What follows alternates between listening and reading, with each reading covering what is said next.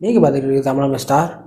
My next bus villainous episode 10 தான் பார்க்க போகிறோம். இந்த பொண்ணுங்களா வந்துட்டு கேத்ரினாவை அக்யூஸ் பண்ணுறாங்க.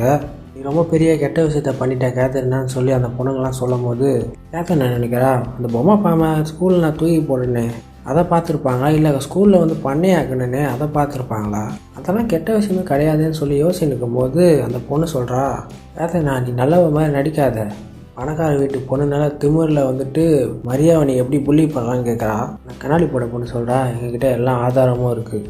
ஜியோடவும் கேத்ரினாவும் ஃப்ரெண்ட்ஸு எல்லாருமே வந்துட்டுல இங்கே என்ன நடக்குதுன்னு கேட்குறாங்க.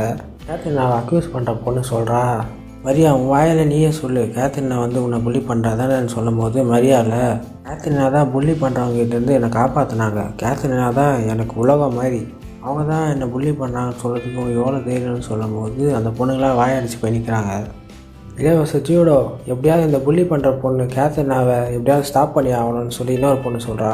ஜியோடோ எல்லா எவிடன்ஸும் பார்த்ததுக்கப்புறம் உங்கள் எவிடன்ஸே சரியில்லை, சிரிக்கிற மாதிரி தான் இருக்குது. கீட்டு சொல்கிறான், இந்த எவிடன்ஸை பார்த்தா கேத்ரினா வில்லத்தனம் பண்ணுற மாதிரி சொல்லியிருக்கு. வில்லத்தனம் பண்ணுறதுக்கு என் சிஸ்டருக்கு முதல்ல அறிவே கிடையாது. மற்ற கேத்ரினா ஃப்ரெண்ட்ஸ் எல்லாம் சொல்கிறாங்க, கேத்ரினா வில்லத்தனம் பண்ணுறதுக்கெலாம் வாய்ப்பே கிடையாது, அவள் ஒரு காமெடி பீஸ்ன்னு சொல்கிறாங்க. கேத்ரினா நினைக்கிறா, இவங்க என்னை காப்பாற்ற வந்தாங்களா இல்லை கலாய்க்க வந்தாங்களான்ட்டு. வேடிக்கை பார்த்துருந்த எல்லா மக்களும் வந்துட்டு கேத்ரினா இப்படி பண்ணுறதுக்கு வாய்ப்பே இல்லைன்னு சொல்லும் போது கேத்ரினாவை அக்யூஸ் பண்ண பொண்ணுங்கெல்லாம் பயப்படுறாங்க. மரியா வந்து சொல்கிறா, என்னை புள்ளி பண்ணவங்க பேரெல்லாம் சொல்லவான்னு சொன்னோன்னே கேத்ரினா அக்யூஸ் பண்ண பொண்ணுங்க எல்லாமே பயந்து ஓடுறாங்க. மரியா நோட்டீஸ் பண்ணுறா, இந்த கருப்பாவி பொண்ணுங்களை சூழ்ந்து இருக்கிறத. நான் பசின்னு சொல்லி டைனிங் டேபிளில் சாப்பிடும் போது எல்லாருமே பேசிக்கிறாங்க. கீத்து சொல்கிறான், கேத்ரினாவை அந்த பொண்ணுங்களுக்கு பிடிக்கவே பிடிக்காது, இனிமேல் அந்த பொண்ணுங்க வந்து கேத்ரினாவை முளைச்சிருக்கிறத நானே பார்த்துருக்கேன். ஆலன் சொல்கிறான், கேத்ரினா ஒரு பணக்கார வீட்டு பொண்ணு, அது தெரிஞ்சு அந்த பொண்ணுங்க ரிஸ்க் எடுத்திருக்காங்களே, அது ஏன்? நிக்கோல் சொல்கிறான், கேத்ரினாவை அக்யூஸ் பண்ண நேரத்தில் தான் நம்ம எல்லாரையும் ஸ்டூடெண்ட் கவுன்சில் ஆஃபீஸில் கூப்பிட்டாங்க.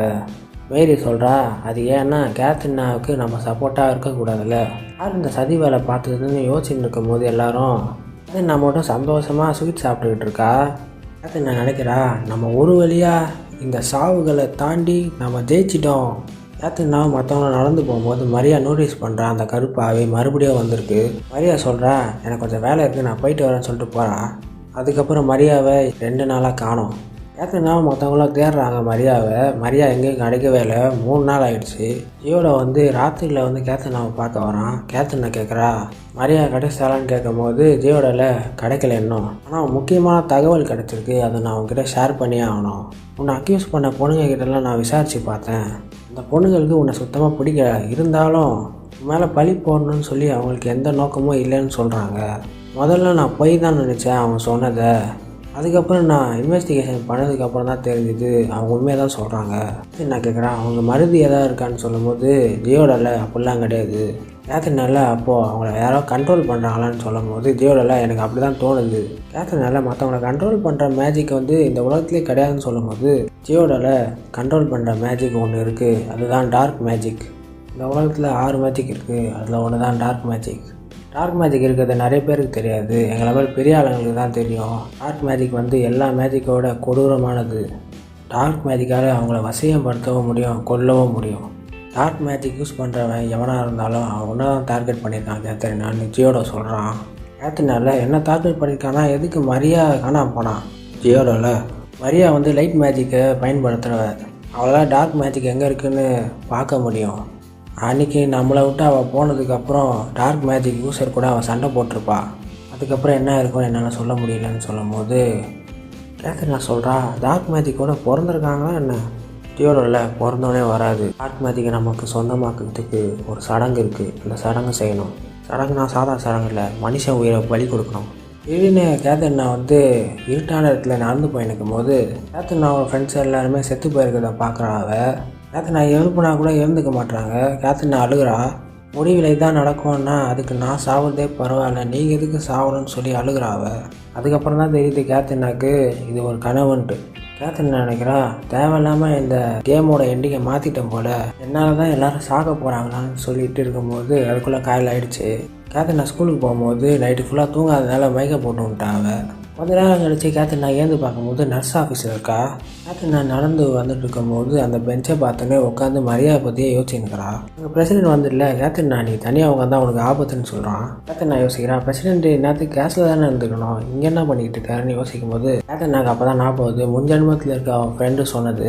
ஃபார்ச்சூன் டெல்லரோட மோசமான எண்டிங் என்னன்னு தெரியுமா? ஹீரோயின் மரியாவும் அவன் ஃப்ரெண்ட்ஸும் சாகிறது தான். அது யார் சாவடிப்பான்னு தெரியுமா? சிவப்பு முடி சாம்பல் நிற கண்ணு இருக்கிறவன் தான். கேத்தரினா யோசிக்கிறா, என் முன்ஜென்மத்தில் இருக்க ஃப்ரெண்டு சொன்ன மாதிரியே பிரசிடென்ட் இருக்கானே.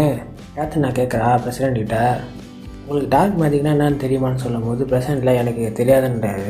கேத்தரினா சொல்கிறா, நல்ல மனுஷனுக்கு எப்படி டார்க் மேஜிக் பற்றிலாம் தெரியும், என்னை மன்னிச்சிருக்கேன்னு சொல்லும் போது பிரசிடென்ட்டில் நல்ல மனுஷனா? நான் நல்ல மனுஷனே கிடையாது. உன் ஃப்ரெண்டு மரியாவுக்கு என்ன ஆச்சுன்னு தெரியுமா? உன் ஃப்ரெண்டு மரியா எப்படியும் என்னை கண்டுபிடிச்சிட்டா, நான் தான் டார்க் மேஜிக்கை பயன்படுத்துகிறேன்னு சொல்லி. அதுக்கப்புறம் நான் டார்க் மேஜிக்கால் அவன் மெமரியை அழிக்கலான்னு பார்த்தேன். ஆனால் அது முடியவே இல்லை. அவன் லைட் மேஜிக் அவளை காப்பாற்றிருச்சு. வேறு வழி இல்லாமல் அந்த மயக்கத்தை உண்டாக்குற அந்த புகையை யூஸ் பண்ணி மரியாவை மயக்க போட வச்சிட்டேன். தனியாக இருக்கிற பசங்களை காப்பாற்றுறதுக்கு நீன்னா பெரிய ஈவென்ட் நினப்பான். அவனுக்கு இந்த மாதிரி ஆளுங்களை பார்த்தாலே எனக்கு கோவம் தான் வரும். கேத்தரினால பிரசிடென்ட்டோட கன்னத்தில் கை வச்சு, நீங்கள் டென்ஷனாக இருக்கீங்க, கூலாகுங்கன்னு கேத்தரினா சொல்கிறா. பிரசிடென்ட் அவன் கையை தட்டி விட்டல, உன்னை எனக்கு பிடிக்கவே இல்லை, எங்கேயாவது போய் தொலை. பிரசிடென்ட் அவன் டார்க் மேஜிக்கை கேத்தரினா மேலே யூஸ் பண்ணுறான். பிரசிடென்ட் அழுதுகிட்டே சொல்கிறான், நீ சாப்பிட வரைக்கும் தூங்கிட்டு இருப்ப. அதோட எபிசோட் முடியுது. இந்த வீடியோ பிடிச்சா லைக் ஷேர் கமெண்ட் பண்ணுங்கள். இந்த சேனல் பிடிச்சா வந்தீங்கன்னா சப்ஸ்கிரைப் பண்ணுங்கள். அப்போ தான் நான் போகிற எல்லா வீடியோ நோட்டிஃபிகேஷன் வரும்.